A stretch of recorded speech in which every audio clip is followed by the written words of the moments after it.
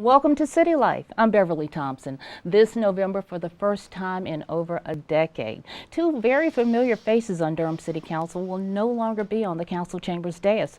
Joining me to talk about what it's like to be a city council member in Durham, those memorable moments and those, let's say, just weren't so memorable, and to offer advice for the candidates are City Council members Eugene and Diane Catotti. Welcome to you both, and thank you so much for joining me. Pleasure to be here. Wow. For the first time since 2003, you two won't be up on the dais. What does that feel like, and what made you decide to step down? I won't tell anybody. Well, Beverly, 12 years is a long time, and being a council member is really a full-time job. And as we all know, sometimes it can be rather stressful. But in terms of the time that we have served, my wife reminds me, now when you do not just think 12 years in the abstract, think about sending your child to the first grade all the way through high school. That puts it in perspective. It does. Yeah. A much more realistic perspective. And I would say, secondly, I feel rather strongly that we've done the job that we set out to do. And there's been a true renaissance in Durham, and we're very proud of that. And I would think that our citizens realize that we, the two of us rather, are handing over a city that's in much better condition than it was 12 or 13 years ago. A lot of people would probably agree with you on that. Yes. Councilmember Catotti, what about you? Well, I would agree with my colleague. 12 years is a long time. I feel really good about the condition we're leaving the city in. We still have challenges, but really proud of the progress we've made, and I needed a break, and so I think a lot of people don't realize how much contact and how much just work it really is to be a council member. But from your perspective, what has been the most gratifying thing that you've seen happen in Durham over these past few years? I feel really, really good about where we are. We've really addressed a lot of challenges. When Eugene and I ran in 2003, people were calling for the removal of the city manager at the time. And I've worked with two managers since that time, and feel really good. Previously, Durham maybe was not the most desired place in the Triangle, and realtors wouldn't necessarily show homes to people that were coming to visit in the park. And whereas now we've got this great vibe and everyone wants to live in Durham. So I'm really pleased about that. On specifics, you know, we have a great manager, we have a strategic plan, we have a long-term financial plan. I feel really happy about the penny that we passed for affordable housing and a half penny for parks, and sidewalks are now a priority for all my colleagues on council. And the American Tobacco Trail's been built. Durham Performing Arts Center's been constructed. You're answering my other questions. So there's just lots of stuff I'm really proud of. So that's great, though. I mean, it really is. What about you, Councilmember? What else can I say? I don't want to be redundant here, but again, some of our citizens have short memories. 12, 13, 14 years ago, Durham, unfortunately, was really the laughing stock of the entire state. And there were editorials pointing out our many flaws in the Charlotte Observer, the News and Observer. Oh, yeah, I remember. Even our own local paper. And as a native, I just couldn't sit back and not take some action. My dad, who actually ran for city council, said that it's always better to light a candle than curse the darkness.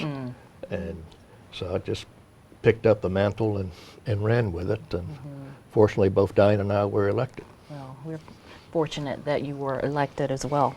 The city is. We've definitely gone, though, from a city of decline, as you said, to a city of accolades. But it all hasn't been necessarily smooth sailing along the way. So from both of your perspective, what has been the most, I guess, challenging thing to happen to the city, you think? Well, I even hate to bring this up, but in my judgment, definitely, the Duke Lacrosse case was absolutely horrible. And there were no winners in this. Right. From the Duke administration, the Duke faculty, the Durham Police Department, the media, some of our citizens. It was definitely not our finest hour. And of course, perhaps I got a little close to it because our home is a block and a half away from the house itself on Buchanan Boulevard. But I remember going up to a wedding in Alaska, to a very isolated place called Haines. And the only way you could get there was to fly in on a small airplane. And I said, well, this is good timing. We can go up and have a good time at the wedding and forget about this lacrosse case.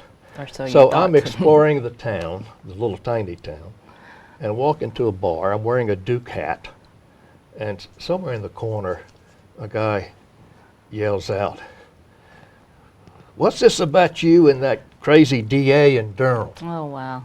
And here I am, and of course, "What do you know about that?" he said. And I walked up to him and said, "Well, I'm not really from Durham. I'm from Roxborough, and I just wear this Duke hat because I like their basketball program." Okay.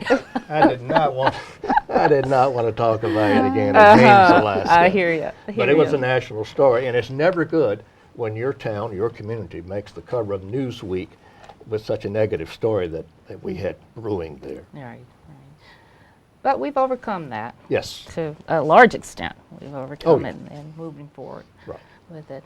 What about you, Councilmember I think Catotti? for me, the most challenging time was the police protests and balancing support for our police department. The men and women on our force work so very hard, and that versus addressing community concerns about over-policing. So. Yeah, that's been really challenging as well. Well, as you observe the candidates who've filed for your seats, and you think about what you've been through during both of your tenures, what do you think it takes to be an effective member of City Council? I'll start with you this time. I think you need to work hard and do your homework. I think you need patience. And I think you need to be able to collaborate with your colleagues. You can't go it alone. And you need to get enough rest at night and downtime. Now, you mentioned doing your homework. How many hours would you say you put in for City Council? I mean, it's more than just a part-time job. Very much so. It really varies. At the beginning, any week you can spend 30 to 60 hours a week or more. I think it depends on how many community events you go to, but certainly meetings themselves and responding to emails and reading the agenda is definitely 20 to 30 hours a week.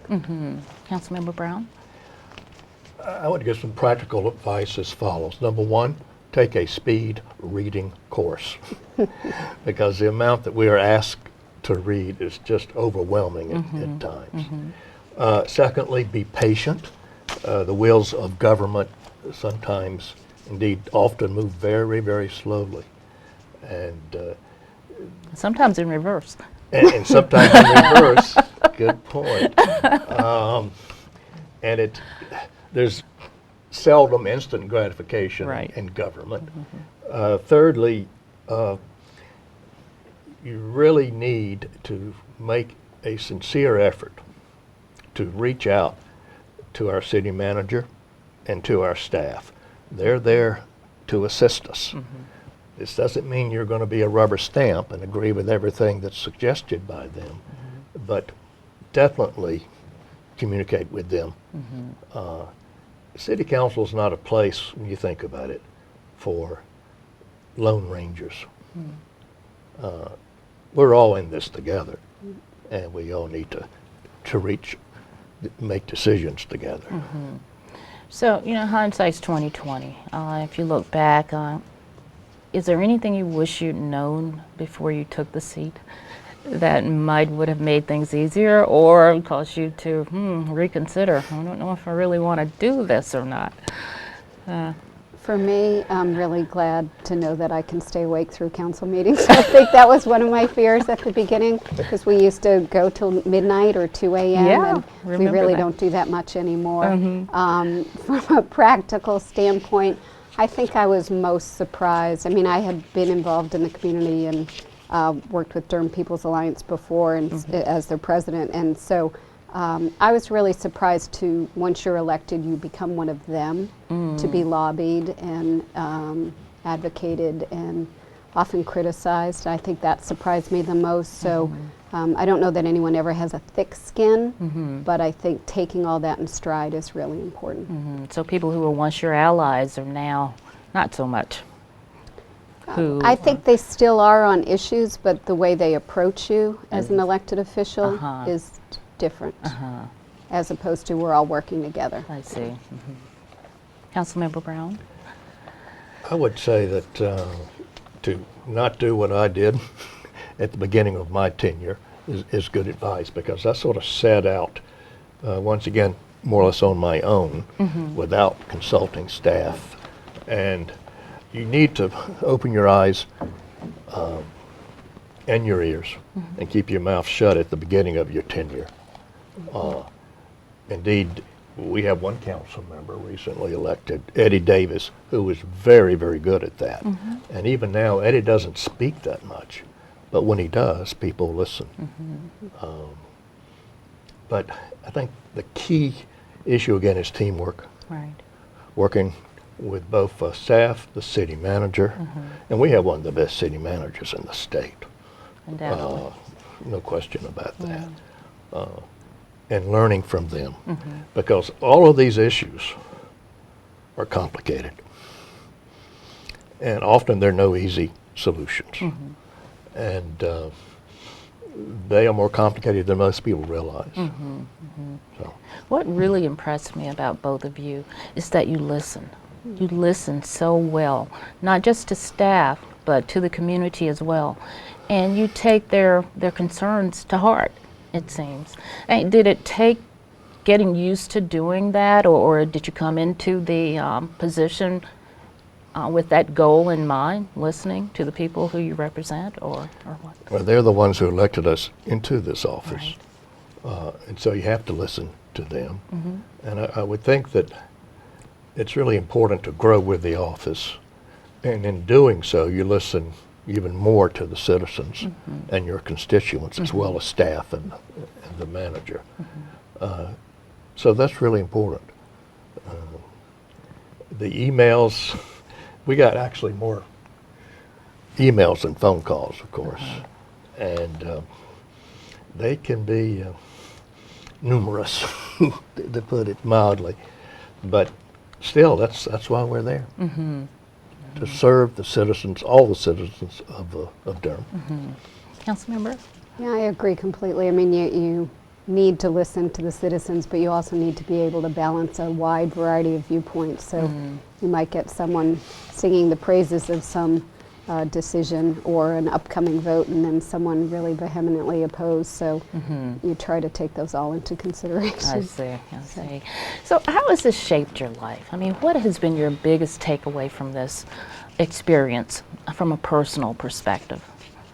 I've learned a tremendous amount, and I guess it's really nice to know that I can continue to learn and process and juggle a lot of different things. And I feel really good about where I'm leaving the city and how we've addressed so many challenges.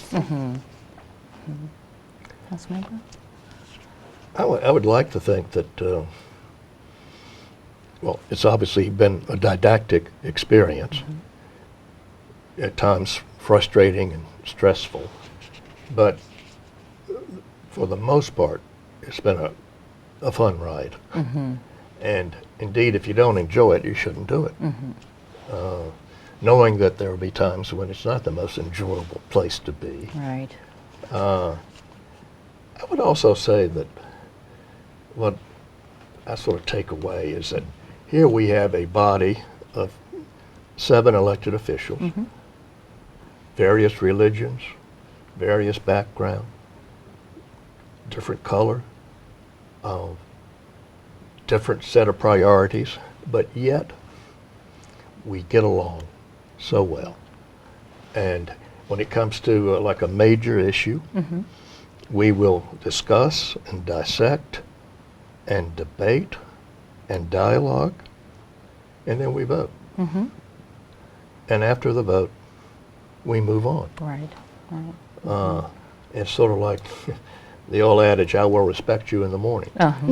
So we don't, I like that. we don't carry a grudge. Right, And right. you know, Beverly, I wish Washington and the General Assembly in Raleigh could learn from us. I think that's the way the democratic process is set up to run. And since you opened that door, I'm going to ask both of you then, what about future political aspirations? Raleigh, Washington. I'm falling asleep. You opened that door. I don't have any plans, and the people that are in my district, we have great local elected officials, so I'm quite happy with who's doing the job now. Okay. All right. No surprises here, huh? You're not If my former boss, Joe Biden, gets into the race, I think we'll know that within 4 to 6 weeks, then I would probably take a role in his statewide campaign. But Great. that's it. Okay, all right. The local elections that are coming up, they don't usually have a large turnout, but what would you say to encourage people to get out and vote and choose a candidate of their choice? Well, I think it's really commonsensical and rather simple. Number one, it's your town. It's your perhaps livelihood. Perhaps your children go to local schools. It's your tax money. And why would you want to run away from that? Why would you want not to participate in the democratic process? Right. And it's at times really demoralizing to see the low turnout. Yeah. Because I do not understand it. Especially with the issues and challenges that we have coming up Right. Over the next few years, I think. But one axiom I always believe in, and that is, if you don't vote, don't you dare complain. At least to me. Okay. All right. Well, speaking of the challenges that are coming up, Councilmember Catotti, what do you think are some of the biggest challenges facing Durham? Say over the next 6 months, year, 5 years even? Well, I think violence and poverty are our two biggest challenges, and they have been really the whole time. I feel like we've addressed so many of the other challenges like deferred maintenance or capital improvements, and of course we need more sidewalks and bike lanes. There's all kinds of things like that, but I really think we need more people to mentor our children. The manager has as a priority a comprehensive youth strategy, so I'm really pleased to see that. We've certainly had many efforts over the years and studies, so but I think we need our youth more engaged. I think that will ultimately help with violence, and we really need the whole community involved. Would you care to add to that? I think certainly as a community as a whole, poverty remains our number one challenge. We have 28% of our young people, children, who are being raised in poverty. We have close to, believe it or not, 2/3 of black babies who are born go home to a fatherless house. On the other hand, we need to remember, in terms of our responsibilities as city council members, that is the primary focus is in the county for social services and education. And we cannot take our focus away from what we are responsible for. Streets and sidewalks, police and fire, zoning and planning, parks and rec. You know, the list can be expanded. But we cannot also turn our back on our own children. And so I am very pleased that the mayor initiated his poverty initiative. And I look forward, I don't know if Diane will be there when the final report comes through, but hopefully actions will be taken on behalf of the city.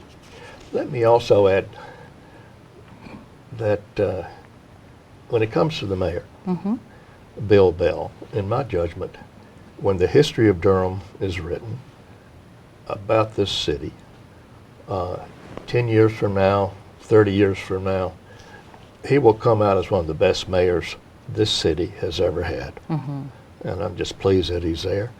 I understand why he's only running for one more term. Fully understand that. But he's been absolutely terrific. I'm sure there are many people who agree. Yes. Yeah. So if there's one thing that you both could leave our viewers with about your term of service or about the future, I mean, what would you say to our viewers about the political stance or political position we're in now and how our city is fared? Well, I guess I would say two things. One, and I said this at a I think coffee with council or some event, that it's sad and ironic, but one of the biggest challenges we have now in municipal government in the state is the General Assembly and what they are doing to us. I'm just shocked by it all. And the irony, of course, is that this is a group, primarily Tea Party members and far rightists, who ran on a platform of limited government. But they are invading our space and trying to make decisions for us that really need to be made at the local level. I guess I would also conclude by just thanking everyone involved, the citizens of Durham who sent us there, our staff and city manager who worked so hard with us, and most importantly of all would be, of course, my wife, who 12 years of understanding, and she's been a real trooper in all of this. Of course, her response would be, well, I know where he is every other Monday night. And I know if he's not there too, but it's really been quite a ride. Good. Councilmember Catotti? Yeah, for me, I would encourage people to stay involved and pay attention and let people know their opinions so that they can weigh in on things. For me personally, I feel good about my service. I feel good about where I'm leaving the city and how much the city's changed and grown over the last 12 years. We certainly have more challenges to come. So, but in terms of my own service, when I ran in 2003, I had a little slogan called "Open, Fair, and Effective." And so I would like to think that that's exactly the way I've been. So. Thank you so much for joining me. I can't tell you what it means to me. I don't think you've ever been on the show before in 12 years. That's right. Well, finally got you here. We won't take it personally. Oh. I am so happy you joined me, and I know that I can say with confidence Durham is a much better place because of both of you. Oh, because of both of you. And everything you've given to the city in terms of time and effort is very much appreciated from city staff as well as the community. You betcha. Thank you so much. Appreciate it. Well, that does it for City Life. Don't forget to like us on Facebook, follow us on Twitter, and watch us on Durham Television Network and on YouTube. Plus, stay right where you are, because after this show, you'll get a sneak peek at what's to come in the next edition of Durham Magazine, and why you'll want to get a copy for yourself. I'm Beverly Thompson. Thank you for joining me to learn more about city life in Durham.